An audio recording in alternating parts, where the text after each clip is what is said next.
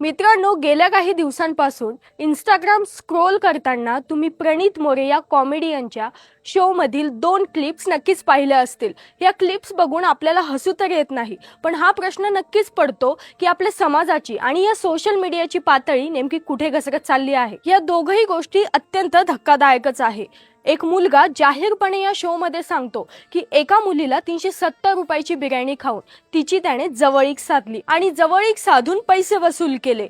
या गोष्टीला ऐकून तेथील लोक हसत होते आणि याला प्रणित मोरे या कॉमेडियनने देखील विरोध केला नाही. पण पातळी इथेच थांबत नाही. याच शो मधील डॉक्टर सेजल पवार या फिमेल डॉक्टरची क्लिप समोर येते.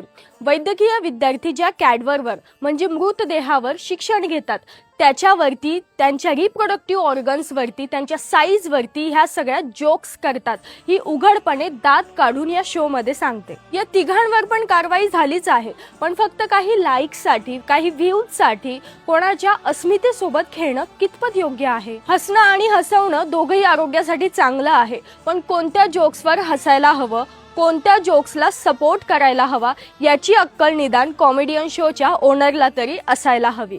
जय भीम, जय संविधान.